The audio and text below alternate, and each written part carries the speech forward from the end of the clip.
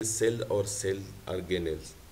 मतलब पहले हम डिस्कस करेंगे कि सेल्स के डिफरेंट कौन से कंपोनेंट्स है और हर कंपोनेंट के उसका फंक्शन क्या है। लास्ट टाइम जिस तरह हमने डिस्कस किया था कि cell is the building blocks of living organism, जिस तरह किसी बिल्डिंग का जो बेसिक यूनिट है वो एक ईंट या जिसको ब्रेक हम कहते हैं उसको समझते हैं, तो इसी तरह लिविंग ऑर्गेनिज्म का जो बेसिक यूनिट है दैट इज़ द सेल। लेकिन वो सेल्स के अंदर भी बहुत सारी चीज़ें होती है जिसको हम ऑर्गेनेल्स कहते हैं, और हर ऑर्गेनेल का एक स्पेसिफिक काम होता है। ठीक है, तो सबसे पहले ये आप देख सकते हैं कि सेल्स ये जो प्रोटेक्ट किया होता है कि इसके ऑर्गेनेल्स को कोई नुकसान न पहुंचे या ये डैमेज न हो जाए, एक प्रॉपर शेप इसको दिया जाए। तो इसको पूरा जो प्रोटेक्ट किया होता है वो outermost layer cell membrane ने किया होता है। ठीक है, तो सेल मेम्ब्रेन को हम डिस्कस करेंगे कि सेल मेम्ब्रेन होता क्या है, वो काम कैसे करता है। इसके अलावा इनसाइड द सेल जिसमें ये सारे ऑर्गेनेल फ्लोट कर रहे होते हैं, उसका अलग अपना अपना काम होता है, वो होता है साइटोप्लाज्म में, जो कि लिक्विड फॉर्म में होता है। ठीक है, इसमें जो ऑर्गेनेल्स की हम बात करते हैं तो उसमें न्यूक्लियस जिसका मेजर रोल होता है। जिस तरह ह्यूमन में ब्रेन काम कर रहा था, तो इसी तरह सेल्स में उसका काम न्यूक्लियस का होता है, जो कि पूरे सेल्स को कंट्रोल कर रहा होता है। सारी इंफॉर्मेशन जिसमें डीएनए है अंदर, तो वहाँ से आती है कोडिंग के फॉर्म में, जो कि प्रोटीन में कन्वर्ट होता है। ठीक है, इस सेल्स के अंदर फिर न्यूक्लियोलस होता है। न्यूक्लियोलस स्पेसिफिक राइबोसोमल आरएनए उसकी सिंथेसिस कर रहा होता है। अच्छा, फिर इसके अलावा डेफिनेटली क्योंकि ये लिविंग थिंग है तो उसको एनर्जी की भी ज़रूरत होती है, तो एनर्जी जनरेट करता है बाय द माइटोकॉन्ड्रिया। तो माइटोकॉन्ड्रिया का जो मेजर रोल है, इसके अलावा भी बाकी रोल है वो हम डिस्कस करते हैं, लेकिन मेजर रोल जो है वो एनर्जी जनरेटर के तौर पे इसका काम होता है। वेक्यूल्स होते हैं, वेक्यूल एक्चुअली डिफरेंट, अगर वाटर या बाकी न्यूट्रिएंट फूड वगैरह उसको स्टोर करना होता है, एक जगह से दूसरी जगह लेके जाना, तो उसमें वेक्यूल्स का बड़ा रोल होता है।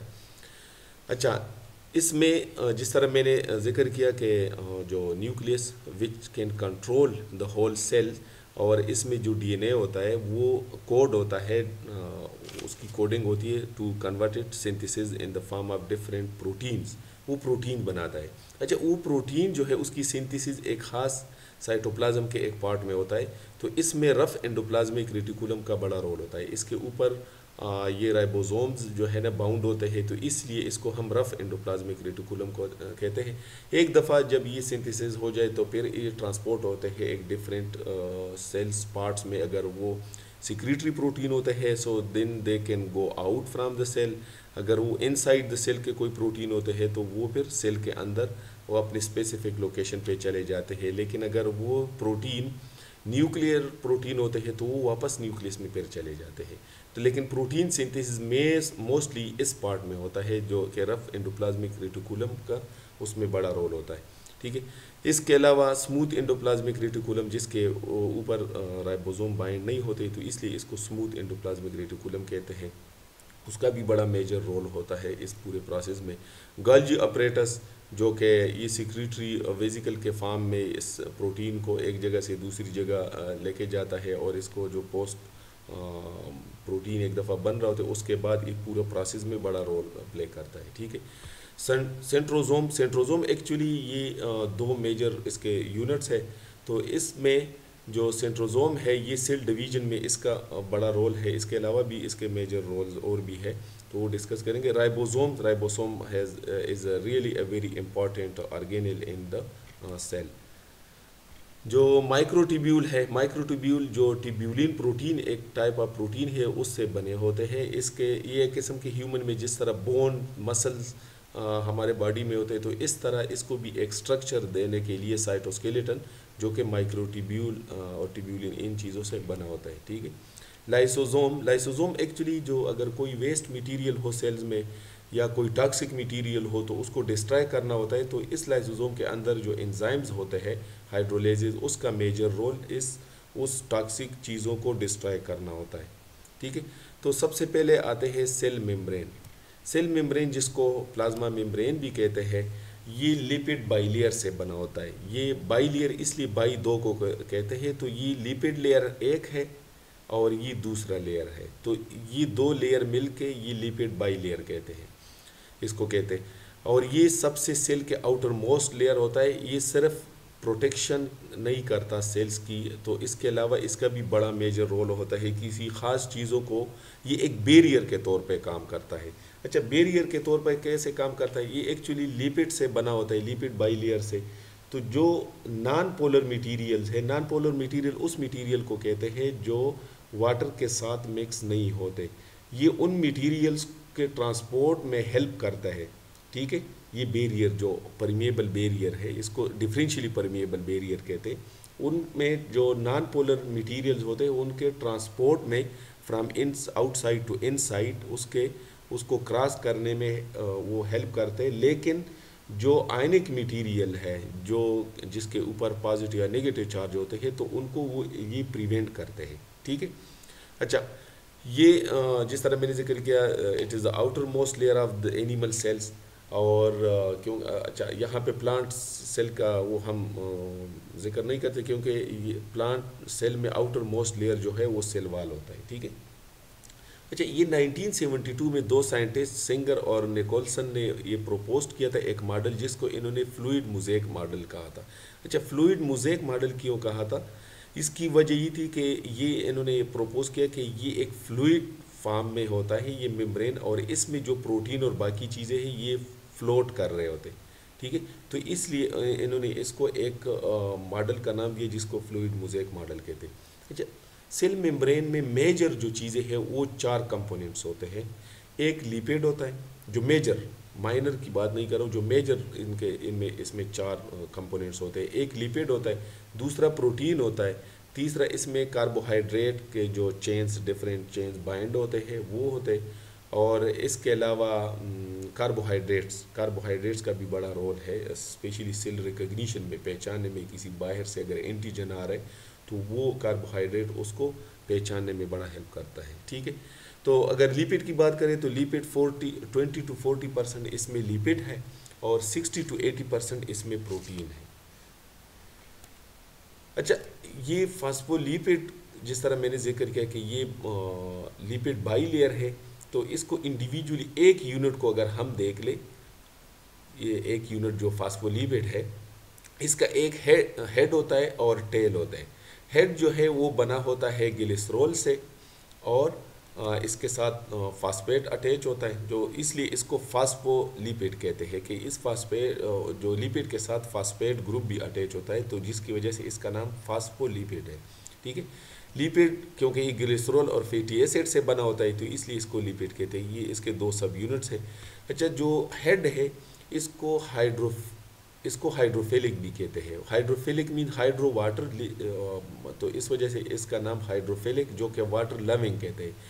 ये वाटर की चीज़ों को एक्सेप्ट कर रहा होता है, लेकिन जो मेन रिपेलिंग है वो होता है ये जो टेल वाला जो फैटी एसिड है, जिसको हाइड्रोफोबिक कहते हैं। Hydrophobic means water hating. तो इस वजह से ही इस तरह की चीज़ों को रिपेल करता है, जो वाटर में मिक्स होते हैं उस तरह की चीज़ों को ये फिर रिपेल करता है। जो चीज़ें वाटर में मिक्स नहीं होते, जिसको नॉन पोलर कहते हैं, वो इसको फिर एक्सेप्ट कर रहे होते हैं, उसको क्रॉस करने में हेल्प कर रहे थे, ठीक है। तो ये तो हुआ फास्फोलिपिड का। फिर यहाँ आते हैं सेकंड पे, proteins. Protein in cell membrane. Protein, there are different kinds of proteins which are present in the cell membrane. Different types of protein, major जो 2 टाइप्स ऑफ प्रोटीन जो सेल मेम्ब्रेन में पाए जाते हैं, एक को हम कहते हैं इंट्रिंसिक प्रोटीन, जो या इंटेग्रल प्रोटीन, दोनों का सेम नाम है, इंटेग्रल प्रोटीन या इंट्रिंसिक प्रोटीन।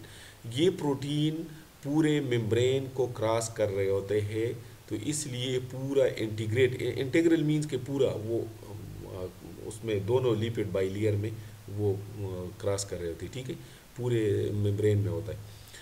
इसके अलावा जो एक्सट्रिंसिक है वो सिर्फ इंटीग्रेट कर रहे होते हैं, लेकिन वो पूरा क्रॉस उसको नहीं कर रहे होते, ठीक है। और हर एक का अपना अपना अलग फंक्शन होता है। कुछ एक्सटर्नल एक्सट्रिंसिक प्रोटीन या एक्सटर्नल पेरिफेरल प्रोटीन होते हैं, जो बाहर आउटर साइड के तरफ होते हैं, कुछ इनसाइड के तरफ होते हैं। इसका मेजर फंक्शन ये होता है कि ये सिग्नल पास कर रहे होते हैं, जिस तरह ये एक्टिवेट होता है इन the form of different phosphorylation, और इस सब बहुत डिटेल में उसमें नहीं जाते क्योंकि ये आपके लिए बहुत बेसिक अभी समझने की कोशिश कर रहा हूँ कि आप बेसिक अभी इसका समझें। तो अच्छा, ये जो प्रोटीन, जिस तरह मैंने बात की कि जो चीज़ें आयनिक मटेरियल्स है जिस पे पॉजिटिव या नेगेटिव चार्ज होते हैं, तो वो तो क्रॉस नहीं कर रहे होते, तो वो फिर इस प्रोटीन की मदद से वो क्रॉस कर रहे होते। जिस तरह कैल्शियम, पोटाशियम, बाकी डिफरेंट आयनिक मटेरियल्स है जिस पे पॉजिटिव या नेगेटिव चार्ज होते हैं, सोडियम हुआ, तो वो फिर जिस तरह आप स्कीमेटिक में देख सकते हैं, वो मटेरियल इस तरह डिफरेंट चैनल्स के थ्रू पास कर रहे होते हैं, ठीक है। इसके अलावा इसके और भी बहुत सारे फंक्शंस हैं। तो ये हुआ वो प्रोटीन जो कि इस सेल मेम्ब्रेन में पाए जाते हैं। नेक्स्ट, इसमें एक और चीज़ जो कि कार्बोहाइड्रेट। अच्छा, कार्बोहाइड्रेट जो है ये दो फॉर्म्स में होते हैं। ये कार्बोहाइड्रेट ग्रुप आप देख सकते हैं जो कि प्रोटीन के साथ बाइंड हुआ होता है। अगर कार्बोहाइड्रेट प्रोटीन के साथ बाइंड हो तो उसको हम कहेंगे ग्लाइकोप्रोटीन, लेकिन अगर कार्बोहाइड्रेट लिपिड के साथ बाइंड हो तो उसको फिर हम कहेंगे ग्लाइकोलिपिड, ठीक है। ये दो इसके मेजर पार्ट्स होते टाइप्स हुए। लेकिन कार्बोहाइड्रेट होता क्यों है सेल मेम्ब्रेन में, इसका काम क्या है? कार्बोहाइड्रेट एक्चुअली, अगर इस सेल के सरफेस पे जो कार्बोहाइड्रेट है, इसका बुनियादी काम शनाख्त में सहूलत फराहम करना है, रिकग्निशन, जिसको शनाख्त हो, पहचानने में। बाहर से कोई चीज़, कोई दूसरा सेल हो उसके इर्द गिर्द, वो नॉर्मल सेल हो या एबनॉर्मल हो, या कोई एंटीजन बाहर से आए, कोई एंटीजन, जिस तरह मैं कहूँगा कि कोई बैक्टीरिया वगैरह इस तरह की कोई चीज़, तो उसको पहचानने में ये हेल्प करता है, ठीक है, कि क्या है।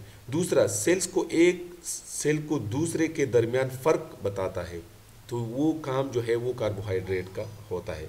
इसके अलावा सेल्स को अटैचमेंट में हेल्प करता है ये एक, और इसके अलावा जिस तरह मैंने बात की, किसी जरासीम या जो बैक्टीरिया वगैरह उसकी शनाख्त करने में भी हेल्प करते हैं। तो इसलिए इसको मॉलिक्यूलर टैग्स के तौर पे पहचान जाता है कि ये एक किस्म का मॉलिक्यूलर टैग्स जो है, जिस तरह गाड़ियों में टैग लगे होते हैं कि वो गाड़ी को मतलब एकदम पिक कर रहे थे कि कौन सी गाड़ी है, तो इस तरह के ये एक टैग के तौर पे काम करता है, ठीक है। अच्छा, ये फिर आगे जाते हैं कोलेस्ट्रॉल। अच्छा, कोलेस्ट्रॉल जो है सेल मेम्ब्रेन में क्यों पाए जाते हैं, ये आप इसमें देख सकते हैं। ये है कोलेस्ट्रॉल, इस सेल मेम्ब्रेन में जो है ना ये पाए जाते हैं। अच्छा, सेल मेम्ब्रेन जिस तरह बहुत हार्श कंडीशन हो, बहुत शदीद सर्दी हो, बहुत शदीद गर्मी हो, तो ये कोलेस्ट्रॉल इस मेम्ब्रेन को न बहुत सख्त होने से जो है ना वो उसमें हेल्प करता है कि बहुत सख्त ना हो और बहुत ज़्यादा फ्लूइड ना हो, ठीक है। क्योंकि अगर बहुत ज़्यादा हार्ड कंडीशन हो, सेल्स को बहुत गर्मी लगे, तो ये फिर फ्लूइड में मतलब एक दूसरे से ये चेंज अलग हो सकते हैं, तो उसमें काफ़ी नुकसान हो सकता है। या बहुत ज़्यादा कोल्ड कंडीशन में बहुत रिजिड यानी सख्त होने का भी बड़ा ख़तरा होता है। तो इन दोनों चीज़ों से बचने के लिए जो बैलेंस है, वो बैलेंस बरकरार रखने के लिए ये उसका काम जो है ये कोलेस्ट्रॉल कर रहा होता है, ठीक है। तो ये इन चीज़ों को आपस में जोड़ के रखता है कि वो एक दूसरे से अलग भी ना हो और एक दूसरे के बहुत करीब टाइट जो है ना वो रिजिड भी ना हो, सख्त भी ना हो। तो इसकी मेंटेनेंस जो है, इसको मेंटेन करने का जो काम है वो इस कोलेस्ट्रॉल का होता है, ठीक है, सेल मेम्ब्रेन में। नहीं तो बहुत ज़्यादा आप देख सकते हैं कि बहुत बर्फ़बारी होती है, बहुत सारी जो है ना उस एरिया में अगर आप देख ले कि सब चीज़ें फ्रीज़ हो रही होती है, लेकिन हमारी बॉडी का जो स्किन है, बाकी जो टिश्यूज़ है वो बहुत सॉफ्ट होते हैं। उसकी वजह ये है कि उसके सेल मेम्ब्रेन में जो कोलेस्ट्रॉल पाया जाता है वो उसको सख्त होने से बचाता है, ठीक है, कि फ्रीज़ ना हो। अच्छा, उसके अलावा आते हैं अभी सेल के अंदर जो सबसे मोस्ट मेजर पार्ट है, that is the big part which is the cytoplasm. Cytoplasm actually ये जेल लाइक लिक्विड होता है और ये फिल होता है इनसाइड द सेल, उसको फिल कर रहा होता है पूरे उस लिक्विड को, जेली लाइक स्ट्रक्चर उसकी होती है। अच्छा, इसमें क्या चीज़ें क्या होती है, उसमें प्रोटीन पाया जाता है, आयंस है, बाकी वाटर और बाकी मालिक्यूल्स होते हैं, ठीक है।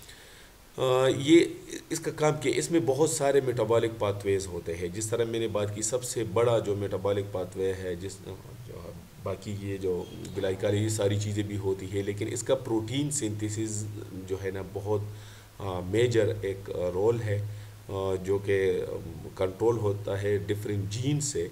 तो वो प्रोटीन सिंथेसिस होता है साइटोप्लाज्म में। वैसे ही जीन की जो है ना सिंथेसिस है वो न्यूक्लियस में होता है, लेकिन वो मैसेंजर आरएनए जब बनता है वो सेल्स न्यूक्लियस से बाहर निकल के साइटोप्लाज्म आता है, वहाँ पे ये प्रोटीन सिंथेसिस होती है। अच्छा, तो साइटोप्लाज्म का जो सेकंड मेजर रोल है that is synthesis of protein और storage of important molecule, different molecule जिस तरह हमने जिक्र किया, तो उसकी स्टोरेज में बड़ा हेल्प करता है। ठीक है, तो ये सारी चीज़ें जितने भी, क्योंकि मेजॉरिटी जो पार्ट्स है, major parts that is made of protein. अगर एंजाइम है, एंजाइम भी प्रोटीन इन नेचर होते हैं, मेजॉरिटी एंजाइम जो है वो प्रोटीन इन नेचर होते हैं। तो जितने भी एंजाइम या प्रोटीन वो बन रहे होते हैं इस साइटोप्लाज्म में। ठीक है, अच्छा, it also facilitates the movement of material.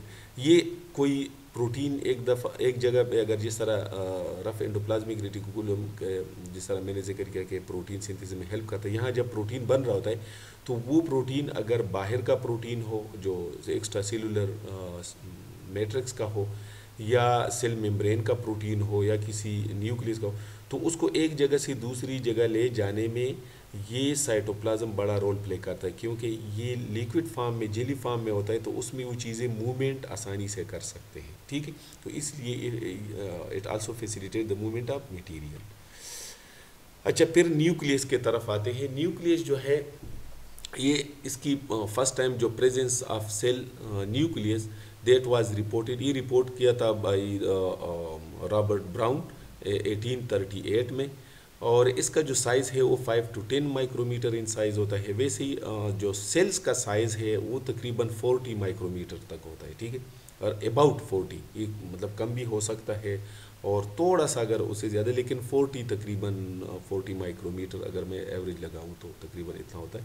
लेकिन उसमें न्यूक्लियस की जो साइज़ है वो 5 to 10 माइक्रोमीटर होता है। अच्छा, इसमें जो मोस्ट इम्पॉर्टेंट चीज़ है वो जेनेटिक मटेरियल होता है, जिसको डीएनए हम कहते हैं, वो प्रेजेंट होता है न्यूक्लियस में। ठीक है, तो ये हम कहेंगे कि it contain genetic information and control cell activity. Cell की जितनी भी एक्टिविटीज है, जिस तरह ह्यूमन में ब्रेन काम कर रहे थे, तो इस तरह सेल्स में वो न्यूक्लियस काम कर रहे होते हैं, क्योंकि उसमें ये डीएनए और उसके ऊपर कोडिंग होती है, और वो सारी कोडिंग जो है वो इन द फॉर्म ऑफ प्रोटीन वो सिंथेसाइज कर रहा होता है।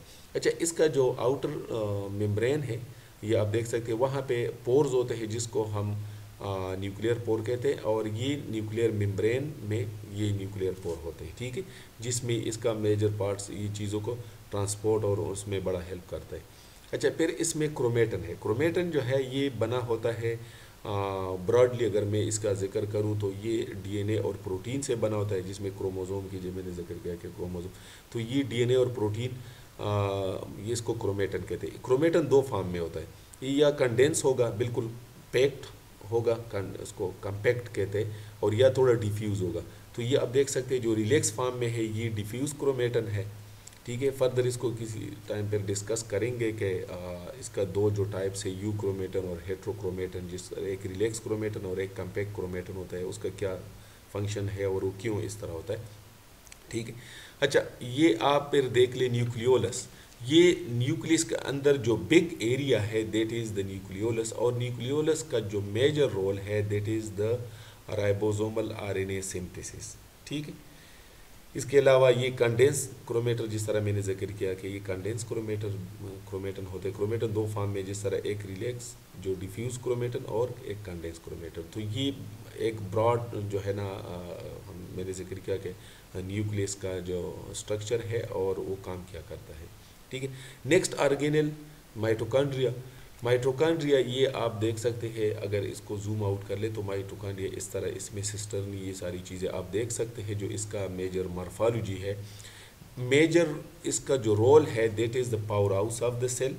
ये एनर्जी जनरेट कर रहा होता है, इट प्रोड्यूसेस एनर्जी।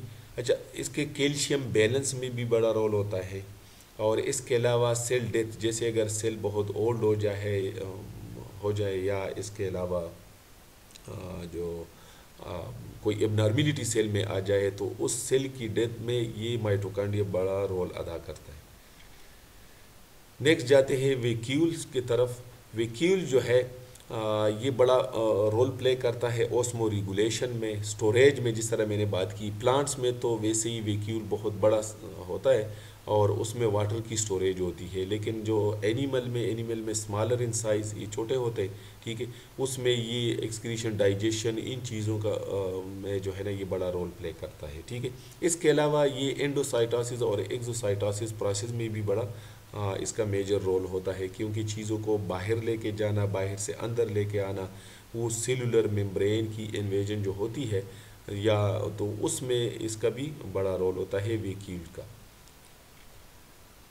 फिर आते हैं रफ एंडोप्लाज्मिक रेटिकुलम, जहाँ पे इसका मेजर रोल जो है वो प्रोटीन सिंथेसिस, ये साइट है एक प्रोटीन सिंथेसिस की। इस पे जो राइबोसोम ऊपर आप देख सकते हैं इस रफ एंडोप्लाज्मिक रेटिकुलम के ऊपर, इसलिए जिसकी वजह से इसको रफ एंडोप्लाज्मिक रेटिकुलम कहते हैं, और इसका major role protein synthesis. Next जो है वो स्मूथ एंडोप्लाज्मिक रेटिकुलम, इसका जो है ना इम्पॉर्टेंट रोल वो लिपिड सिंथेसिस में है। उसका तो प्रोटीन सिंथेसिस में, यहाँ पे लिपिड सिंथेसिस, और ये एक और काम करता है जो ट्रांसपोर्ट ऑफ मटेरियल की ट्रांसपोर्ट जो है ना एक जगह से दूसरी जगह ले जाने में, इसमें भी वो बड़ा हेल्प करता है। अच्छा, इसके अलावा जो हार्मफुल ड्रग्स है, अगर कोई नुकसानी मेडिसन वगैरह या बाकी ड्रग्स, तो उसको डिटॉक्सिफाई, उसको मतलब उसके जो असरात को ख़त्म करने में ये बड़ा रोल अदा करता है, ठीक है।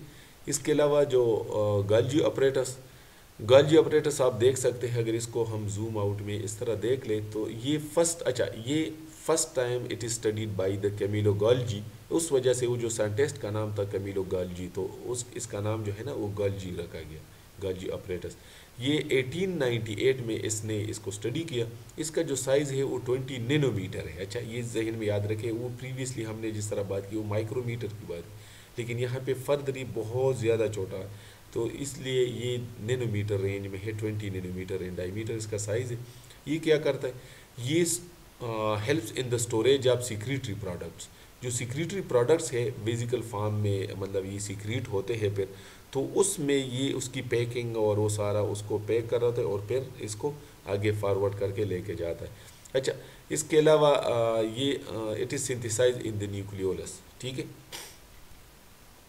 अच्छा, इसके फिर सिस फेस है, एक सिस फेस है, ये आप देख सकते हैं, और एक ट्रांस फेस है, इसके दो फेसेस हैं, ठीक है। और इसमें सिक्रीटरी वेजिकल आप देख सकते हैं कि जो सिक्रीटरी वेजिकल जिसमें पैक होते हैं डिफरेंट चीज़ें, प्रोटीन वगैरह, तो वो इस फिजिकल फॉर्म में एक अच्छा, एक और चीज़ मैं बताऊं, जब प्रोटीन सिंथेसिस होती है, कोई भी चीज़ अगर टॉक्सिक हो, कोई भी हो, वो वेजिकल फॉर्म में एक जगह से दूसरी जगह जाता है, डायरेक्ट इस तरह नहीं जा सकता, ठीक है। तो इसलिए उसको एक कैरियर के तौर पर, जिस तरह ट्रांसपोर्ट के लिए एक चीज़ एक जगह से दूसरी जगह ले जाने के लिए एक गाड़ी की ज़रूरत होती है या किसी और मतलब व्हीकल की ज़रूरत होती है, तो इसी तरह जो वेजिकल है उसका काम भी यही होता है, एक जगह से दूसरी जगह ले जाने के लिए। तो ये सिक्रीटरी वेजिकल का काम ये है, ठीक है। अच्छा, जो एक और चीज़ सेंट्रोजोम एक्चुअली ये 2 माइक्रोट्यूब्यूल रिंग होते हैं, नोन एज सेंट्रियोल। ये जो सेंट्रोजोम है ये 2 माइक्रोट्यूब्यूल रिंग के शक्ल में होते हैं, जिसको हम सेंट्रियोल कहते हैं, ठीक है। और ये ऑर्गेनाइज करते हैं किस चीज़ को, माइक्रोट्यूब्यूल्स को। अच्छा, ये इसका मेजर रोल है वो सेल साइकिल, जो एक सेल से दो सेल बनते हैं, 2 से 4 बनते हैं, इस तरह। तो जो सेल साइकिल है उसको रेगुलेट करने में ये बड़ा हेल्प करता है। ये आप देख सकते हैं कि ये ट्रिपलेट में होते हैं ये माइक्रोट्यूब्यूल, और ये एक जो है सेंट्रियोल में 9 माइक्रोट्यूब्यूल्स पैकेट्स होते हैं। अगर आप इसको काउंट कर ले, 1 2 3 4 5 6 7 8 9, ठीक है। और हर एक इंडिविजुअली ट्यूब्यूल से बना होता है। Ribosome you can see it first studied by the Palade in 1955, और इसका भी साइज़ 20 नैनोमीटर इन डायमीटर होता है, जिस तरह प्रीवियसली हमने जो जिक्र किया हो, that was also 20 nanometer in diameter. अच्छा, it is synthesized in the nucleolus. ये न्यूक्लियोलस में जो है जो ये न्यूक्लियोलस हमने जिक्र किया, न्यूक्लियस जब हम स्टडी कर रहे थे तो उस टाइम ये न्यूक्लियोलस का जहाँ पे जिक्र है, तो वहाँ पे ये सिंथेसिस होता है, इसका जो आरएनए है वहाँ पे सिंथेसाइज होता है। अच्छा, राइबोसोम का मेजर जो फंक्शन है वो प्रोटीन सिंथेसिस में इसका रोल है। प्रोटीन सिंथेसिस इसके बगैर नहीं हो सकती। अच्छा, इसके दो सब यूनिट है, एक लार्ज सब यूनिट और एक स्मॉल सब यूनिट। बस फिलहाल हम इतना तक स्टडी करेंगे, क्योंकि जब हम ट्रांसक्रिप्शन ट्रांसलेशन पढ़ेंगे, जो प्रोटीन कैसे सिंथेसिस होती है, वो कैसे बनता है, तो उसमें इसका जब मेजर रोल होगा तो फिर आपको इसको डिटेल में समझ आ जाएगी कि ये किस तरह काम करता है। ठीक है। फिर माइक्रोट्यूब्यूल्स, माइक्रोट्यूब्यूल जिस तरह हमारे बॉडी में बोन्स और मसल्स होते हैं, तो इस तरह सेल्स के जो साइटोस्केलेटन है वो माइक्रोट्यूब्यूल्स, ट्यूब्यूलिन, एक्टिन, इन चीज़ों से बना होता है। ये प्रोटीन्स के फॉर्म में होते हैं। प्रोटीन माइक्रोट्यूब्यूल जो है वो ट्यूब्यूलिन मेजर प्रोटीन है, उससे बने होते हैं। ठीक है। और इसका काम क्या है, माइटोसिस जब करना हो, सेल मोटिलिटी करनी हो, ठीक है, सेल को जो है ना मूवमेंट में, इंट्रासेलुलर ट्रांसपोर्ट, एक जगह से दूसरी जगह जो ट्रांसपोर्ट की जो चीज़ें हैं ट्रांसपोर्ट होती है सेल के अंदर, उसमें हेल्प कर रहा था। और सेल को एक शेप देने, जिस तरह ह्यूमन के बॉडी को जो बोन्स और मसल एक शेप देता है, इसी तरह माइक्रोट्यूब्यूल्स भी सेल को एक शेप देता है। लाइसोसोम, लाइसोसोम कोई भी चीज़ सेल्स में अगर टॉक्सिक हो जाए, वो ख़तरनाक हो जाए, कोई भी नुकसान दे सकता है सेल को, तो उसको ख़त्म करने के लिए जो काम करता है वो एंजाइम, वो डिफरेंट हाइड्रोलेजेस होते हैं, डिफरेंट एंजाइम्स होते हैं, वो मौजूद होते हैं लाइसोसोम में। तो ये सिंगल मेम्ब्रेन होता है इसके इर्द गिर्द, और ये इसमें डाइजेस्टिव एंजाइम होते हैं जिसको हाइड्रोलेसिस कहते हैं, और ये फेगोसाइटोसिस में भी हेल्प करता है। ठीक है। कोई चीज़ को जो है ना वो इनगल्प करना, उसको खाना, जिस तरह फेगोसाइटोसिस का एक टर्म यूज़ होता है उसके लिए, जो बैक्टीरिया वगैरह बाकी कोई चीज़ हो उसको अगर इनगल्फ करना हो, कोई टॉक्सिक मटीरियल को, तो वो उस प्रोसेस को फेगोसाइटोसिस कहते हैं। तो इसमें ये एबिलिटी होती है कि ये वो फेगोसाइटोसिस का काम कर रहा होता है। ठीक है।